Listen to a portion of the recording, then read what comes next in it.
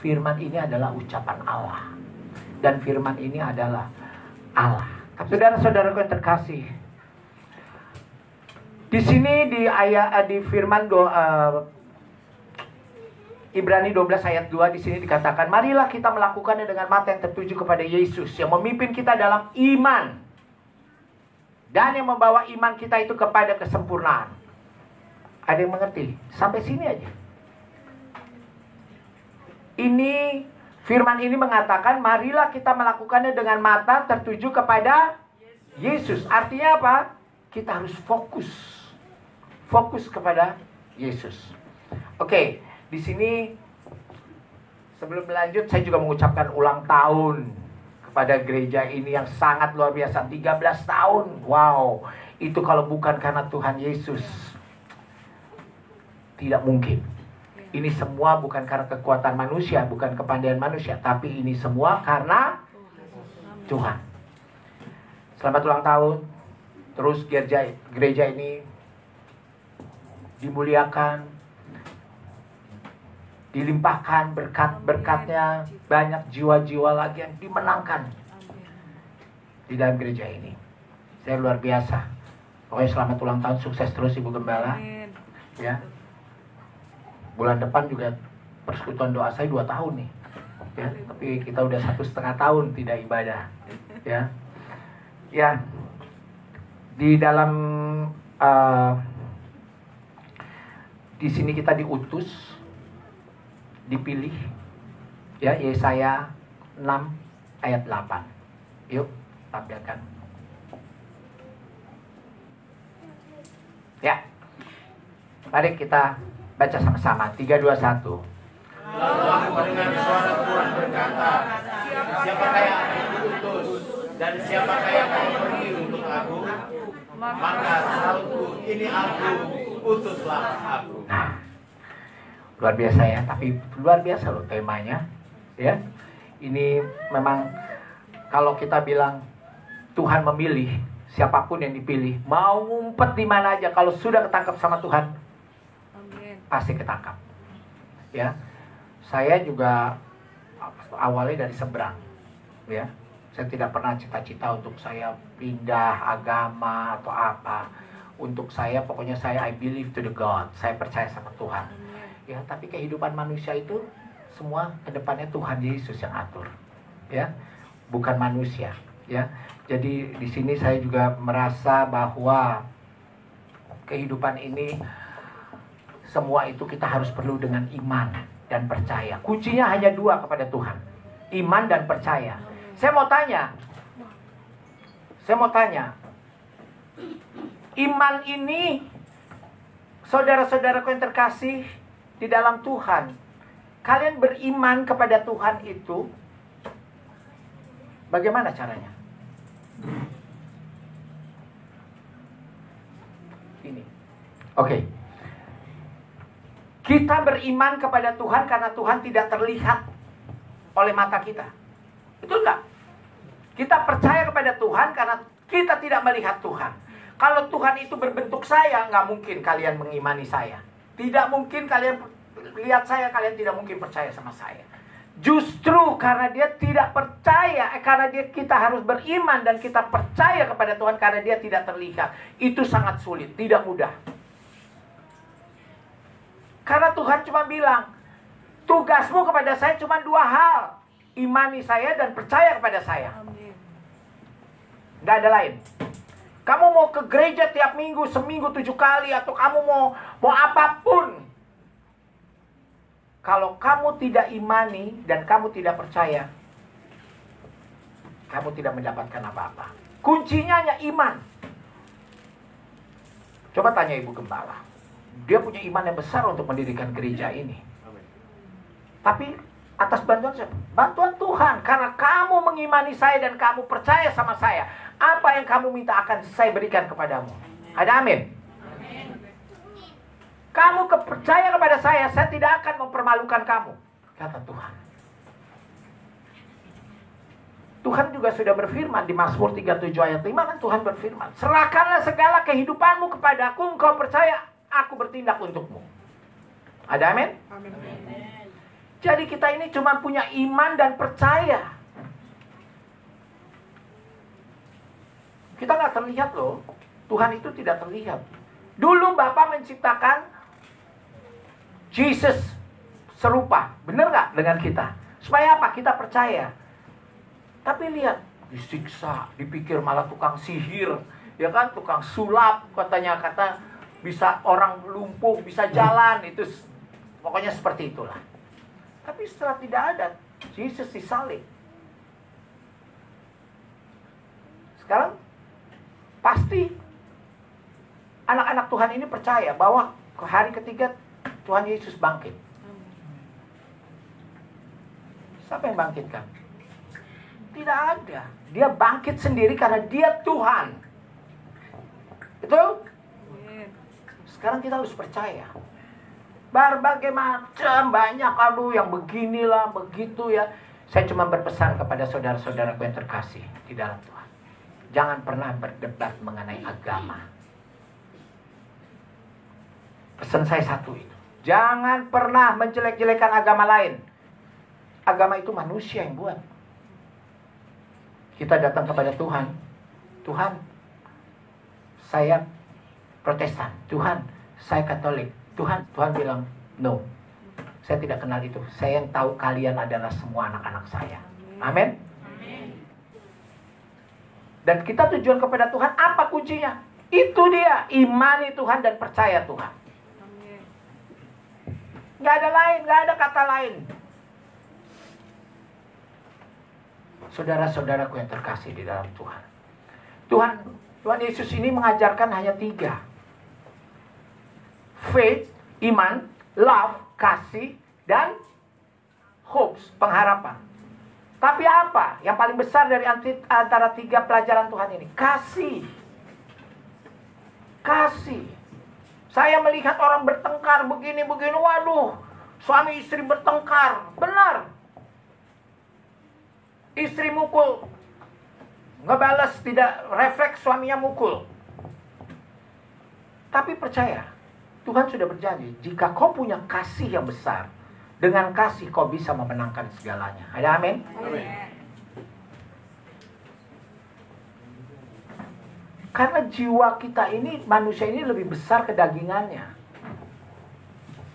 Kita udah punya 1, pengen punya 2. Udah punya 2, pengen punya 3. Punya 3, pengen punya 4. Kan begitu kan? Ya. Nah, ini pengalaman hidup saya. Saya bersyukur Tuhan kasih pengalaman-pengalaman yang bagus, dan saya bersyukur Tuhan pun mengasih pengalaman-pengalaman saya yang buruk. Saya pernah merasakan bagaimana nikmatnya jadi orang kaya. Betul. Tapi waktu itu saya selalu nomor 3-kan Tuhan. Saya tidak pernah nomor 1-kan Tuhan. Padahal saya punya tanggung jawab. Apa tanggung jawab saya yang paling besar sekarang? Titipan Tuhan kepada saya, anak-anak saya. Saya mempunyai tanggung jawab yang besar. Saya harus membina, membimbing mereka sampai mereka dewasa. Bahkan mereka sampai berumah tangga. Selesai.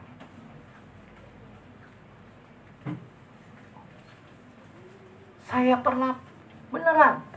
Saya pernah bagaimana rasanya jadi orang kaya. Hingga saya bangkrut sampai saya tidak punya apa-apa. Betul-betul zero. Saya sampai tinggal di rumah karyawan saya.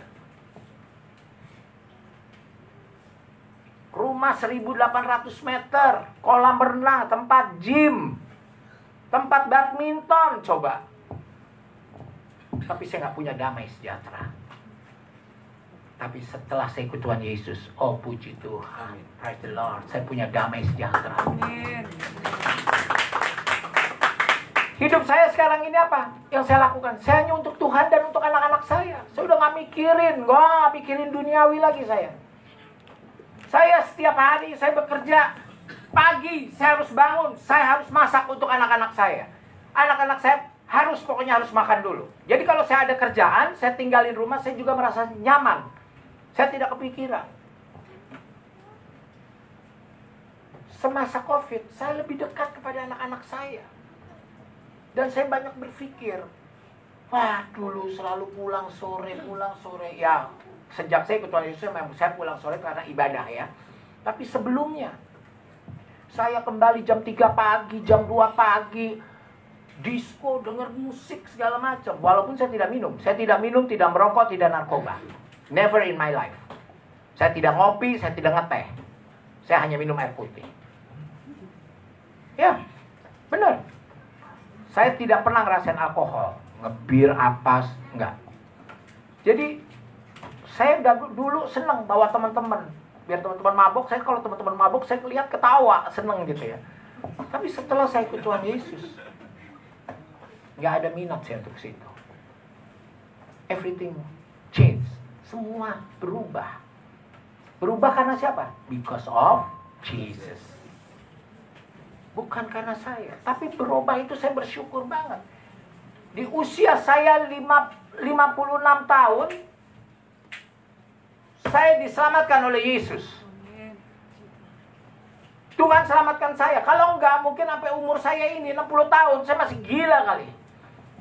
Wah, masih pergi ke sana, ganti ke sana, ini. Tapi saya bersyukur sekali. Tuhan Yesus baik, luar biasa.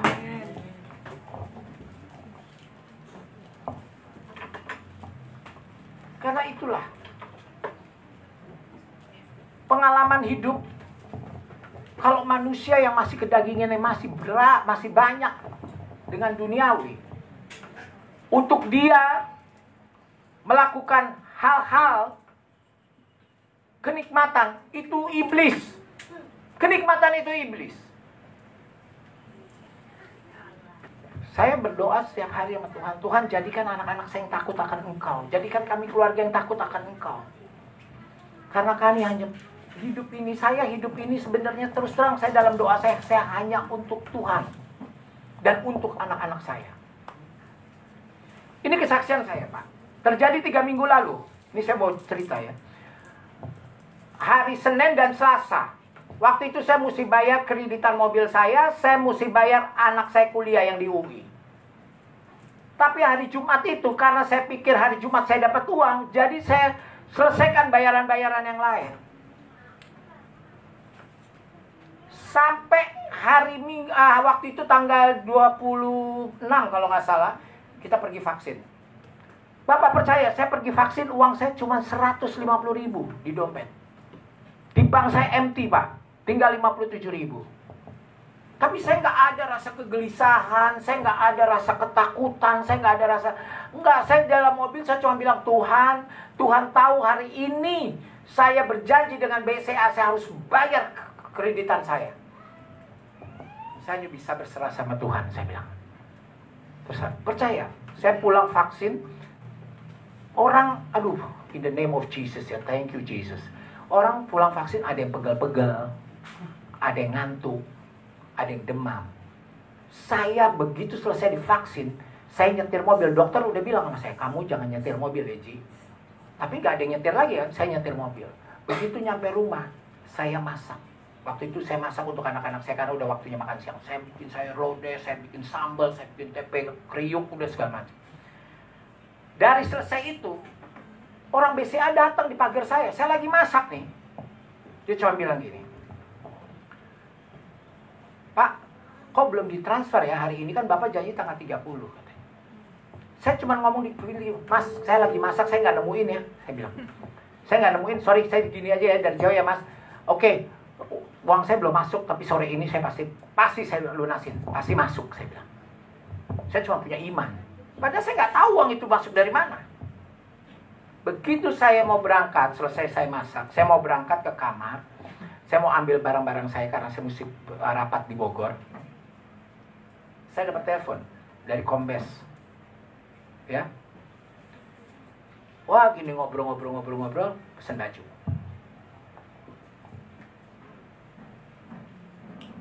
Percaya, saya harus bayar 7,8. Hari itu, in that time, dia transfer saya 8 juta. Langsung saya virtual account, saya bayarin, selesai. Itu saya punya iman. Tapi saya nggak ngerti, besoknya harus bayar anak saya sekolah. 7.5 million, 7,5 juta. Saya bingung, aduh gimana nih, bingung. Saya tidur agak gelisah ya, tapi saya pikir udahlah Tuhan, terserah Tuhan. Kalau saya memang, karena kalau telat sehari, saya harus bayarnya bukan 7,5 tapi 11.500.000. I don't know itu hitungannya dari mana, saya nggak ngerti. Ya, saya juga mau bertanya ini sama Menteri PDK gitu ya, kenapa kok bisa seperti ini? Tapi udahlah, forget it gitu. Karena saya udah pernah berjuang yang dulu. Aduh saya gimana ya, terus saya bilang, saya berdoa ini saya di atas tempat tidur. Saya mau masak gak fokus karena saya harus bayar di waktunya cuma jam 3. Saya bilang ke teman saya mau pinjam uang sama kamu, tapi tunggu, saya lagi di jalan. Nanti saya pulang sore-sorean, pulang saya baru transfer kamu ya. Waduh, saya pikir kalau dia pulang jam 3 atau setengah 4, saya telatkan. Karena ini nggak bisa, ini harus di kasir gitu. Nggak bisa ATM, nggak bisa ini gitu ya. Dan itu udah the last day, hari terakhir. Saya berdoa, percaya, belum nyampe 5 menit. Saya baru mau naruh kaki dari tempat tidur ke lantai, telepon saya yang satu bunyi. Terus. Saya ketemu sama teman saya yang 3,5 tahun tidak berhubungan dengan saya. Tidak telepon-teleponan, kita nggak tahu. Tau-tau, wah gini ngobrol-ngobrol, dia bilang, oke, Ji, gue minta nomor rekening dulu dong. Kenapa? Enggak, gue bagi-bagi rezeki, kata dia gitu kan. Oh ya udah, ya saya cuma berpikir 2,5 juta, 3 juta, itu dari teman ya, kata-kata kita bersahabat. Oke, begitu saya tutup telepon, ping, ada foto kan, saya buka, percaya nggak? Berapa saya terima uang? 7,5 juta, tidak lebih 1 sen pun, tidak kurang dari 1 sen pun. Saya tidak mandi, saya pakai kaos, saya pakai celana, langsung saya ke bank, saya bayarkan. Jam 12 kurang 5 selesai. Padahal saya baru mau ngomong, lu kalau ada rezeki pinjemin gue dong 7,5, kan saya harus cari jalan kan gitu ya. Oh, dia bilang, gue mau bagi rezeki, ya udahlah. Begitu saya lihat 7,5 juta, saya dikirim pas angkanya. Saya percaya di sini inilah Tuhan. Tuhan sangat ajaib. Jika kita punya iman yang besar kepada Dia, Tuhan berjanji di dalam firman-Nya, kamu percaya kepada saya, apapun yang kamu minta akan kuberikan kepadamu. Kuncinya cuma 2 sama Tuhan, iman. Karena manusia itu lebih banyak kekhawatiran, ketakutannya. Jadi kalau kita ada hutang, aduh, gimana nih? Besok gue disamperin lagi sama debt collector. Datang nih, aduh, jangan-jangan motor gue ditarik. Kalau kamu punya ketakutan itu, dan itu yang kamu ucapkan, itu akan terjadi.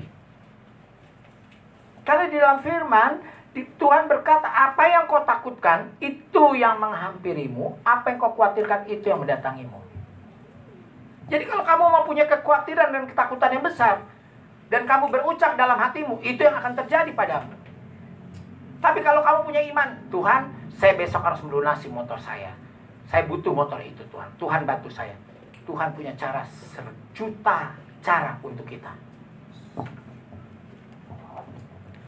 Jadi cuma iman. Dari makanya saya bilang, aduh di sini nih udah ulang tahun. Tadi Ibu Gembala bilang 13 tahun, luar biasa. Luar biasa. Semua itu karena Tuhan. Amin. Ya. Pemain musik, WL, wah semua gembala, jemaat-jemaat di sini. Dan saya percaya semua yang di sini anak-anak Tuhan selalu diberkati Tuhan. Amin. Kalian yang mempunyai kesulitan besok selesai dalam nama Tuhan Yesus. Ya, saudara-saudaraku yang terkasih di dalam Tuhan. Kalau kita lihat di Matius 6 ayat 34, apa sih firman itu? Matius 6 ayat 34. Coba dikeluarkan. Kita jangan takut dengan hari esok, karena hari esok mempunyai kesusahan sendiri. Kesusahan sehari, Tuhan hanya bilang hanya cukup untuk sehari saja.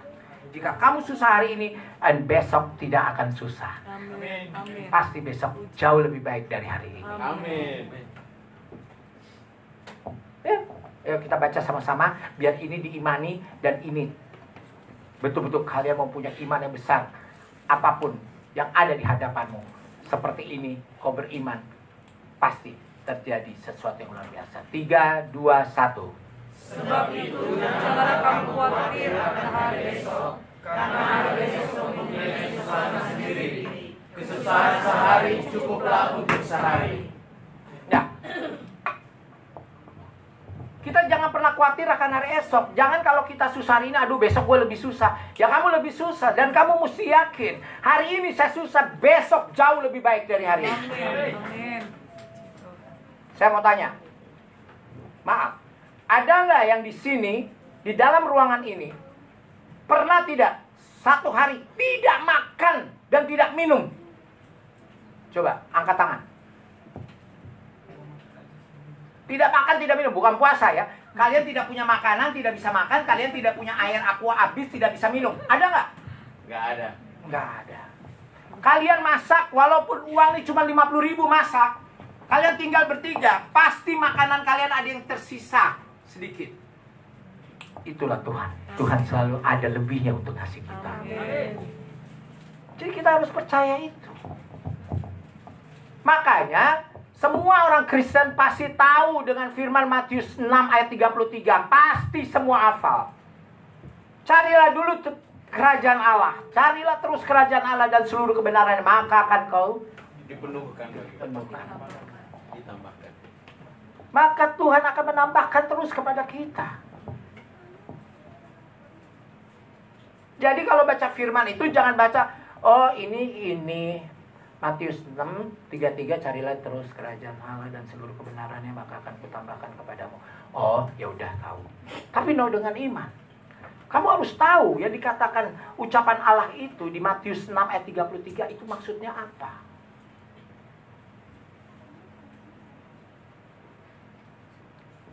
Bagaimana caranya? Saya tanya, hadiah terbesar dari Tuhan di dalam hidupmu apa? Harus jawab. Kasih karunia. Ah, itulah kebiasaan. Orang Kristen selalu menjawab kasih karunia. Hadiah terbesar dari Tuhan untuk kita sebagai manusia adalah nafas. Nafas itu adalah hadiah yang terbesar dari Tuhan untuk kita. Setelah kita bernafas, kita lahir, Tuhan memberikan kasih karunia untuk kita. Nafas hadiah yang terbesar dari Tuhan untuk kita. Kalau orang bilang, waduh kesian ya meninggal di waktu COVID, dia kena COVID. Saya bilang, bukan karena kena COVID. Memang di waktu COVID, umur dia ditentukan sama Tuhan. Kebetulan waktu COVID. Jadi orang menyamakan ratakan bilang, karena kena COVID. Semua ini, semua orang mati atau hidup itu semua kehendak Tuhan. Emang ada yang tahu, oh umur saya bakal 100 tahun, oh umur saya sekarang gini. No, belum tentu yang muda itu lebih panjang umurnya dari yang tua. Belum tentu. Semua keyakinan pasti mengajarkan kebaikan. Benar nggak? Kita harus baik. Nanti kalau kita baik, kita bisa masuk surga. Betul nggak? Sebenarnya bukan itu. Kuncinya adalah kita beriman kepada Tuhan. Dan kita percaya kepada Tuhan. Itu kuncinya. Kuncinya orang punya nih. Oh, ibu punya rumah, bawa kunci pagar, kunci pintu, kunci ini. Wah, mau masuk aja nyari-nyari dulu. Wah, nyari dulu kunci ini, nyari dulu. Mana yang pintu ya? Mana yang ke pintu kamar? Nyari dulu. Tapi bapaknya bilang, sini kuncinya. Bapak buka sekali, nggak pakai nyari. Langsung terbuka. Karena apa? Iman. Jadi kita ini emang harus punya iman.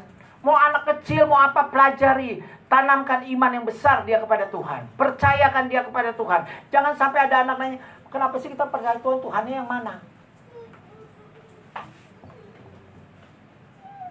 Jadi apapun, kita menyanyi-nyanyi lagu pujian. Kalau kita dengan iman, kita bisa meneteskan air mata. Kita membaca firman, kalau kita dengan iman, Tuhan bikin kita mengerti. Dan benar-benar firman itu menjadi terang. Menjadi pelita di kakimu, tapi terang di dalam hidupmu.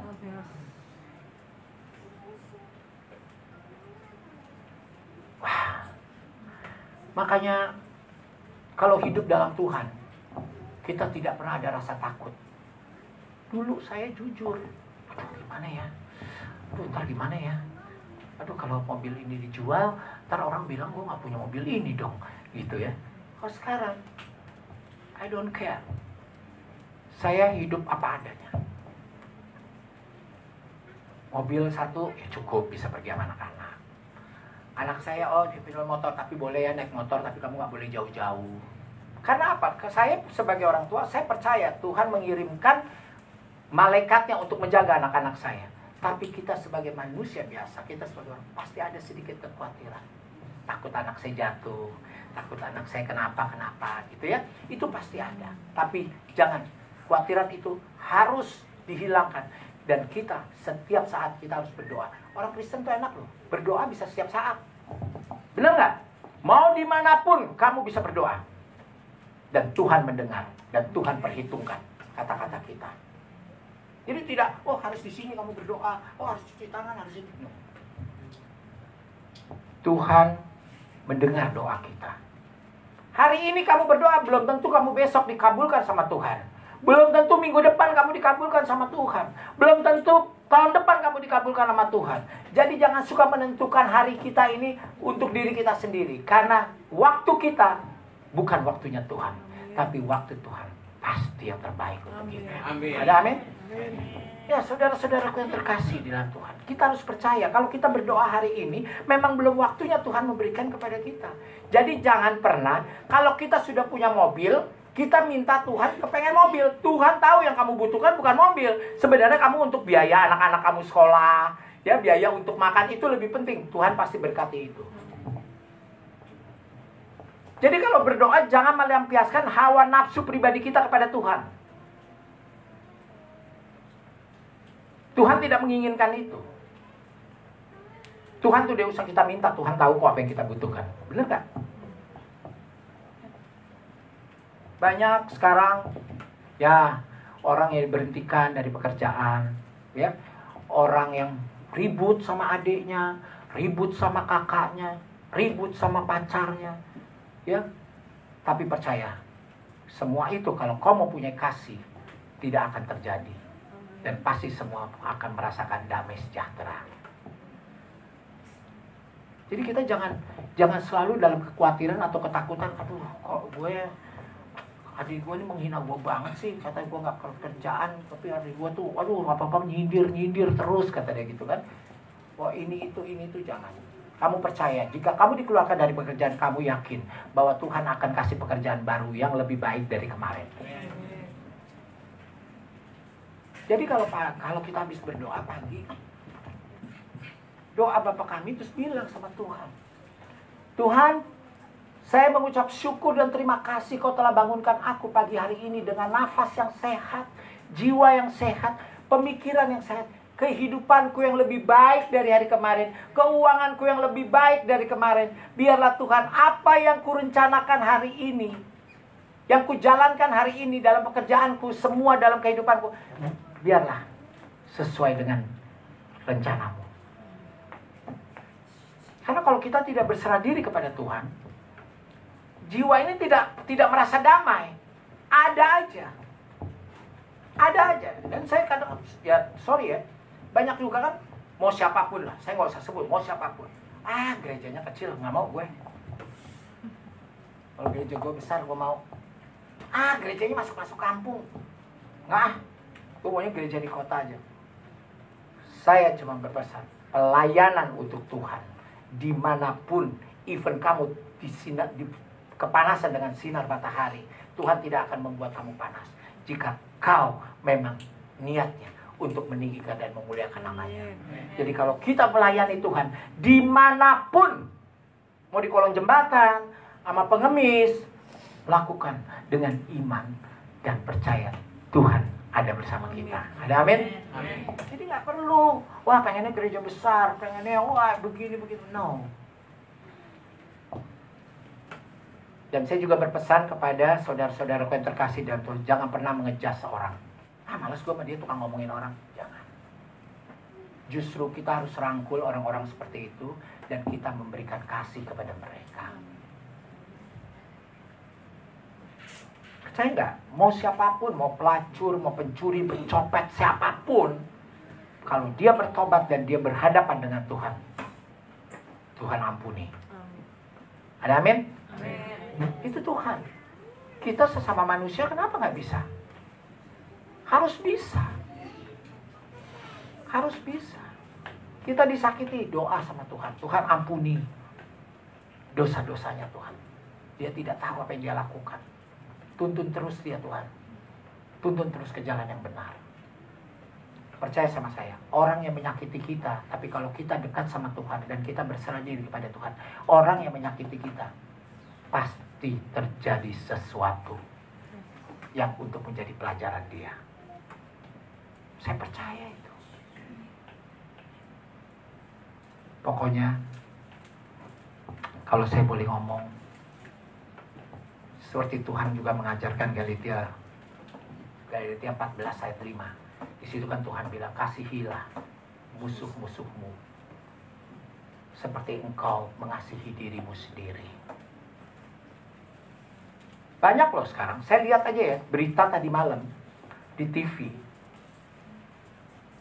Itu anaknya sampai ngebunuh bapaknya, sampai ngebunuh adiknya. Banyak sekali. Terlalu memakai kebenarannya sendiri. Dan mereka terlalu berteman dengan iblis. Sekarang bapak kita sama adik kita bunuh. Hanya karena bapaknya bilang pinjemin bapak uang 25.000. Jadi uang itu apa? Uang itu iblis. Manusia nih sekarang gayanya, oh iya, selamat pagi, oh iya. Begitu dia dapat uang miliaran, langsung gayanya begini. Selamat pagi Pak. Oh, iya, pagi. Bener gak? Uang itu dapat merubah pribadi seseorang. Benar. Uang itu dapat merubah pribadi seseorang. Misalnya nih, saya bawa uang nih sekarang. Ya, ada yang duduk. Oh iya Pak Pendeta, ya. Oh iya. Terima kasih ya. Saya bilang, oh iya saya pilih kamu nih. Saya kasih kamu 100 juta. Pulang. Hah, gak nyangka ya gue dapet duit 100 juta. Gue mau ini, gue mau itu. Gayanya udah beda. Jadi 15.000 yang kamu kantongin sekarang di kantong kamu. 15.000 iblis yang kamu kantongin. Gak percaya. Kamu punya 1 juta di kantong. Di dompet kamu 1 juta iblis yang kamu kantongin. Kamu punya uang 1 juta nih. Ada orang, Mas, gue punya duit dong Mas, 500. Gue kehabisan duit untuk pulang. Yang punya 1 juta, mungkin gak? Oh oke. Mungkin gak? Mana ada manusia seperti itu. Hah? Lu mau minjem duit gue 500, gue kagak tau rumah lu. Gue juga gak kenal sama lu, gue baru gini. Enggak. Mau apa? Ngoceh. Aneh-aneh aja. Gak kenal gak apa pinjam duit 1 juta. 500. Kan itulah.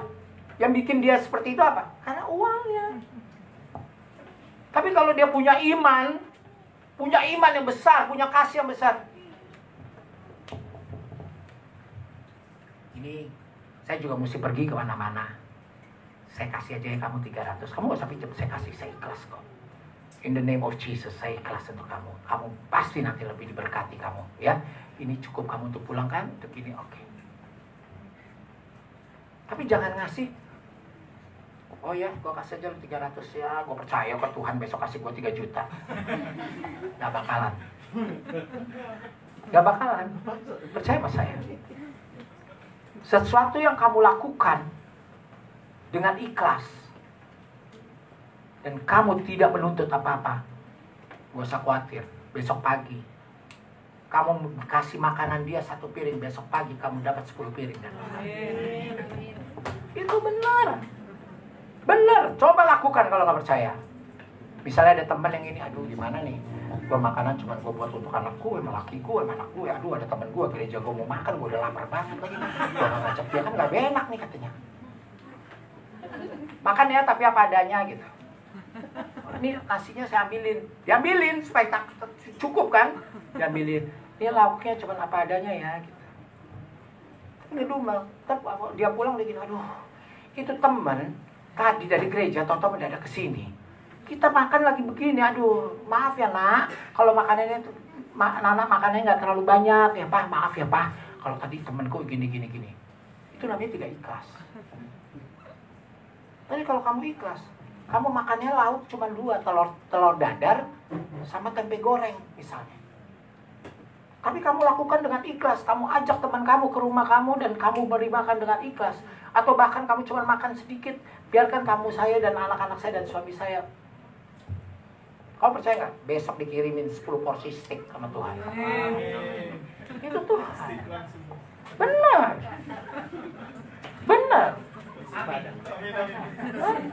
Kamu ngasih nasi padang 2 bungkus nih sama teman kamu ikhlas. Besok ada orang yang ngasih nasi padang sama kamu, nih gue punya nasi padang 6 bungkus, lu bagiin tuh ke adik-adik lu kan. Iya.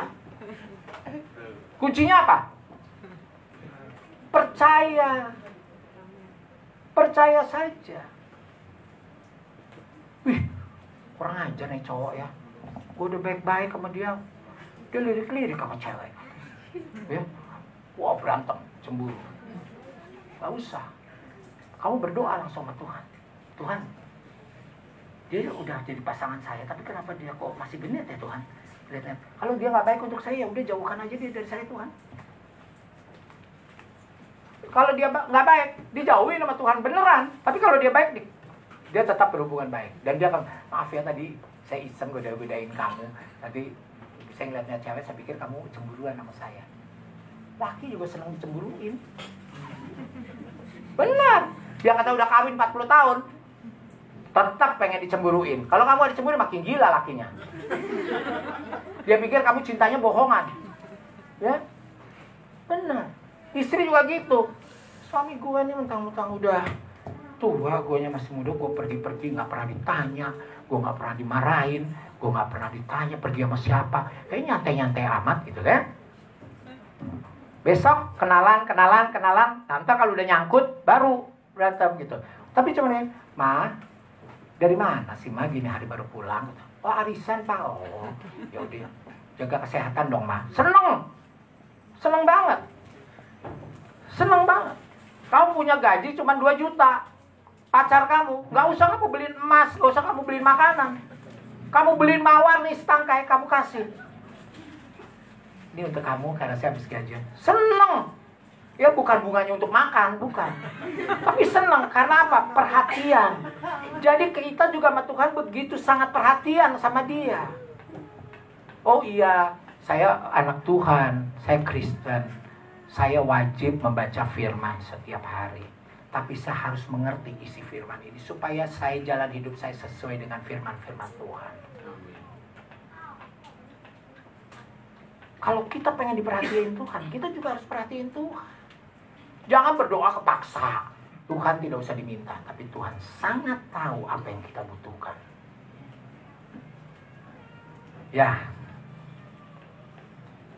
saya juga pernah Pak, Bu, saya jatuh miskin, saya nggak punya apa-apa, saya cuma punya uang 20.000. Benar. Tapi saya berdoa sama anak-anak saya, Tuhan kasih saya Tuhan tukang sayur yang bisa saya utangin. Saya mintanya yang saya utangin loh. Orang saya nggak punya duit 20.000. Tapi apa besok paginya Tuhan? Tuhan kirim 1 makanan, 1 mobil Grand Max. Ada susu, ada daging, ada ayam, ada telur. Wah ada semua. Dan terus supirnya kasih ke saya buka amplopnya. Tuhan kirim berapa uang saya? Tuhan kirim 2.500 US dollar cash. Itu Tuhan. Tuhan itu tidak ada yang mustahil bagi dia untuk membuat orang kaya mendadak. Percaya nggak? Hari ini kamu ngesot-ngesot di pinggir jalan, besok-besok kamu udah naik Mercedes. Orang nggak nyangka, hah? Kemarin gue ngeliat dia ngesot di pinggir ruko itu, kenapa dia sekarang jadi naik Mercedes? Tidak ada yang mustahil bagi Tuhan. Tuhan kalau mengangkat orang, dia terpuruk sedikit pun, kalau Tuhan sudah angkat, setinggi apapun dia akan angkat. Kita jangan merasa hebat, wah bikin ini, bikin itu, baca firman, ngomong begini, ngomong gini. Bukan itu takarannya. Kamu mau buat firman, mau baca firman, mau ngoceh apapun, kalau cuma ngoceh aja percuma. Tapi punya iman gak kamu? Kalau iman kamu cuma 50% juga percuma. Tuhan tuh kepengen kita punya iman itu melebihi nyawa kita, melebihi jiwa kita. Kita percaya sama Tuhan juga kita harus melebihi nyawa kita, harus melebihi jiwa kita. Baru itu Tuhan cek. Nah, 6.000 miliar manusia yang ada di dunia ini. Sebagian Muslim, sebagian Kristen, sebagian Konghucu, sebagian Buddha, sebagian Hindu. Saya baru kemarin ketemu sama teman saya. Sudah kawin secara Muslim. Tahu-tahu bisa ikut Tuhan Yesus. Istrinya bisa ikut Tuhan Yesus. Anak-anaknya bisa ikut Tuhan Yesus. Gak ada yang suruh. Saya juga gak ada yang nyuruh. Ya. Jadi manusia itu tidak bisa memilih Tuhan. Jangan ngehayal. Manusia itu tidak bisa memilih Tuhan. Tapi Tuhan bisa memilih kita. Lihat. Dalam firman jelas-jelasan Yohanes 15 ayat 16. Bukan kamu yang memilih aku, tapi aku yang memilih kamu. Ku tetapkan engkau pergi dan berbuah. Buah itu tetap apa yang kau minta dalam Bapa atas namaku kuberikan kepadamu. Ada amin. Gitu. Semua agama selalu memberikan, mengajarkan kebaikan untuk masuk surga. Tapi agama kita mengajarkan kebenaran dan iman dan percaya kepada Tuhan. Itu kuncinya masuk surga. Kamu baik. Baik banget. Tuhan ngasih duit sejuta sama orang. Pasti orang bilang baik atau enggak? Baik. Tapi di rumah kamu gamparin bini kamu. Benar atau enggak? Nah, iya. Orang baik belum tentu benar. Tapi orang benar saya jamin pasti baik. Dan saya percaya di dalam gereja ini semua orang benar. Amin. Itu. Jadi kalau kita sudah menjadi anak Tuhan, hiduplah dengan benar. Pasti kita jadi baik. Kalau kamu udah benar, hidupnya gini-gini, terus ada orang gimana-gimana, kamu omongin, namanya juga kamu tidak benar.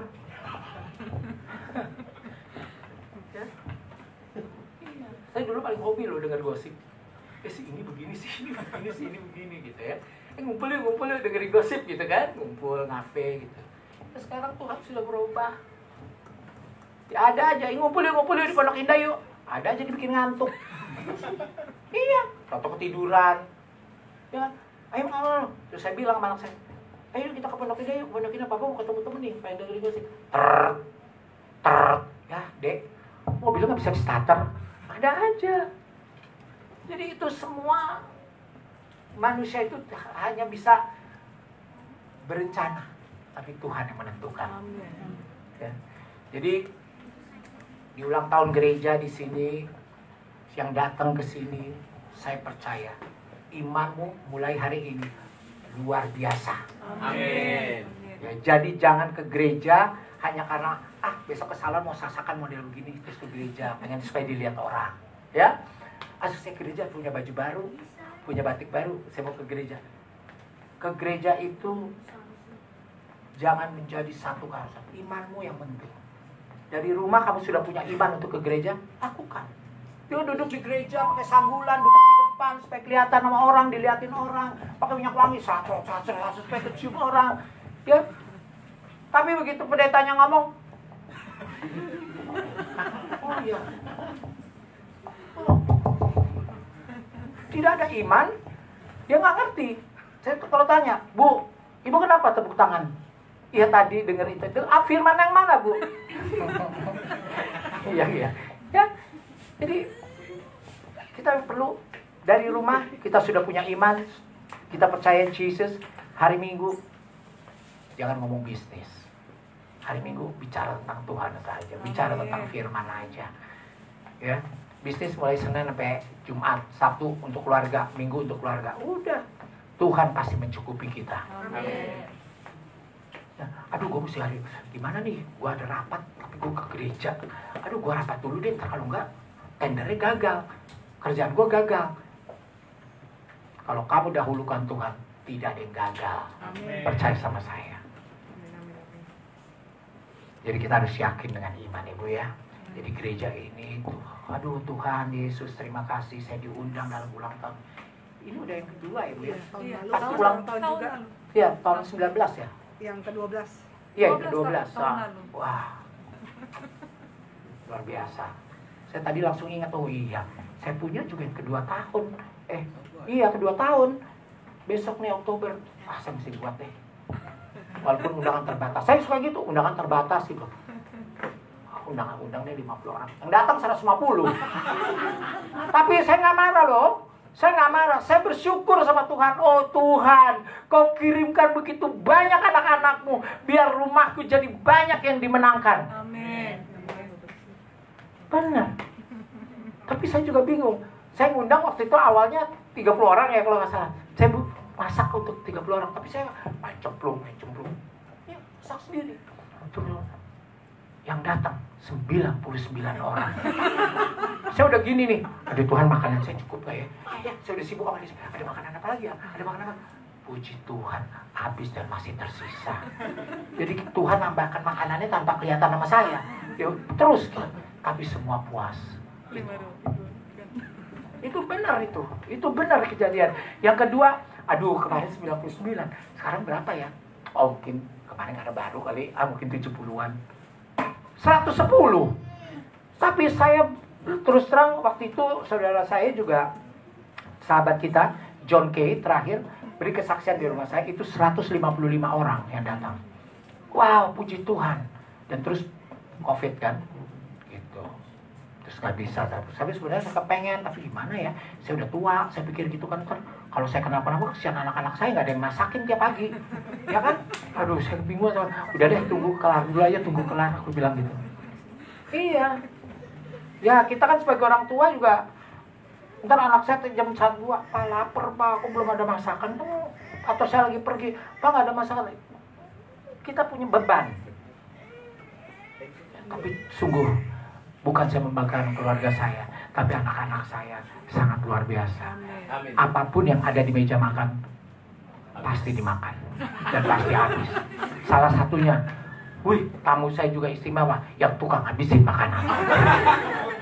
Bercanda. Ya itulah kita, tapi jangan pernah kita takut kalau kita membuat sesuatu, kita bawa teman-teman kita. Saya tuh emang orangnya sedang, ntar telepon temennya, lu ngapain gini-gini, suruh datang ntar habisin makanan gitu, dan suruh makan. Iya, saya senang gitu loh. Jadi saya selalu emang doa saya setiap malam, Tuhan berkati saya hari ini dan biarkan berkat dari yang untuk keluarga saya juga dapat memberkati bagi orang banyak. Saya yakin banget Tuhan ternyata tidak pernah kasih kekurangan. Benar. Pokoknya kita jadi manusia jangan pelit. Kalau kita pelit, berkatnya jauh. Apalagi pelit sama pendeta, wah berkatnya jauh. Bercanda ya. Jadi inilah saya bilang, kita ini melayani juga harus dengan iman, harus dengan ikhlas. Ya, menyanyikan puji-pujian juga para saudara-saudaraku juga harus dengan iman. Kalau kalian sampai netes nangis, itu bukan kalian cengeng, tapi itu Roh Kudus yang menggerakkan kalian. Dan yang menetes itu diperhitungkan sama Tuhan. Oh, anak saya si Ami, dia meneteskan air mata. Tuhan tahu, padahal Ami belum ngomong nih sama Tuhan. Tuhan, saya sedih. Tadi malam saya lagi pujian, pas begitu lagunya saya sedih tadi malam. Saya diputusin pacar saya gitu. Dia cuma dalam hati ya. Tapi Tuhan udah tahu, oh dia diputusin sama pacarnya. Nanti dia keluar gereja, dia nyebrang jalan ketemu sama satu jodoh yang lebih baik. Ya kan? Harus iman. Harus iman. Ayo amin bareng-bareng. Harus amin dong. Yang jomblo amin. Amin, ketemu jodoh. Ya. Pasti semua di sini yang habis patah hati juga ketemu jodoh pulang. Amin. Kayak keras tuh. Hah? Benar. Gereja itu juga kadang-kadang tempat jodoh. Iya, saya bertemu teman saya ini, Dia berdiri, duduk di sebelah saya. Jodoh temen kalau ini. Kita lagi duduk begini, tahu-tahu dia bilang, Mas Haji Notonegoro ya? Iya. Siapa? Saya cuma pakai masker gini kan. Oh iya, gini. Cuman karena terus berbicara firman, dia sharing firman. Oh, oke. Dan hati saya bilang, oh dia baik. Gitu. Jadi baik kita dalam bersahabat, ya maksudnya itu baik. Karena saya orangnya punya kepekaan itu. Jadi kalau saya ketemu orang, kalau nggak dia tahu, saya cerita sama dia. Saya nggak ketemu orang, saya peka gitu. Enggak, males gue gitu. Ya maaf ya, walaupun kita bukan membeda-bedakan, tapi enggak, kayaknya nih orang enggak deh, males gitu. Jadi saya ada hal-hal seperti itu. Teman-teman anak saya juga gitu kalau datang, salaman, hey om, selamat malam, hey om, ini, saya bilang, dan saya tahu ini dari ini, saya ini enggak gitu ya, saya tahu. Itu mungkin karunia dari Tuhan ya, bener nggak? Karunia dari Tuhan. Jadi saya selalu bilang, yang ini naksir kamu tuh mbak, saya mana kayak cewek, si ini naksir kamu tuh mbak. Ayo bapak nggak suka, apa lebih suka main si itu, gitu.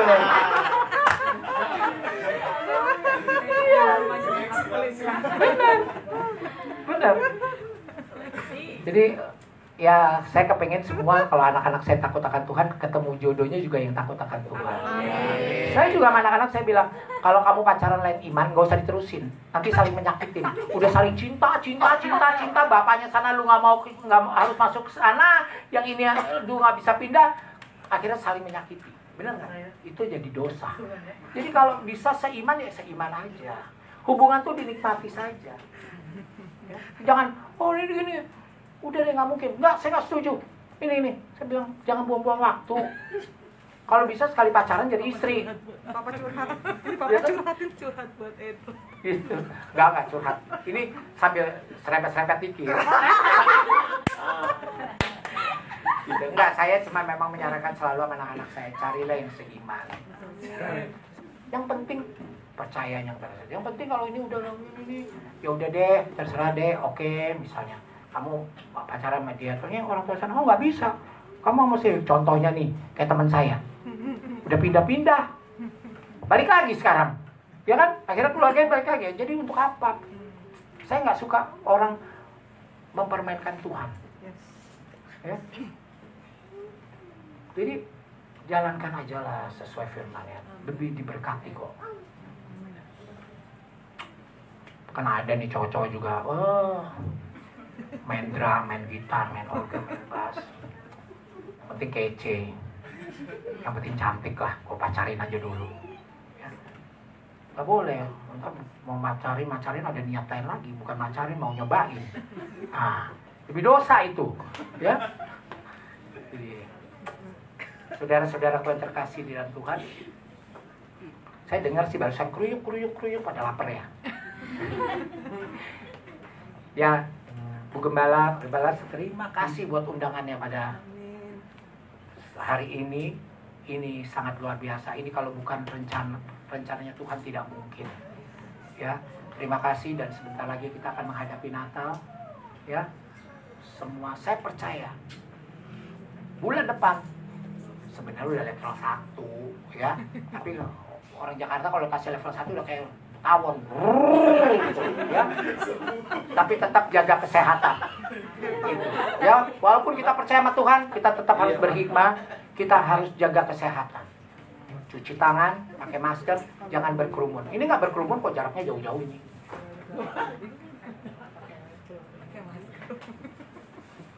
Tapi Tuhan memberkati kita semua di sini. Ingat, waktu kita bukan waktunya Tuhan, tapi waktu Tuhan pasti yang terbaik. Amin. Wah, kalau lagi ingetin, oh iya, waktu Tuhan, nyanyi aja. Pokoknya pagi bangun tidur di kamar mandi, jangan nyanyi begadang, jangan begadang. Ya, kalau lagi mandi juga, waktu Tuhan pasti kita nyanyi lagu pujian. Ya, supaya kita terus Tuhan ada bersama kita ada bersama Tuhan. Dan ingat, untuk Tuhan tidak ada yang mustahil bagi kita. Tidak ada yang tidak mungkin. Mujizat Tuhan itu nyata. Mari kita Kita bangkit berdiri, kita nyanyikan lagu. Bagi Tuhan tak ada yang mustahil.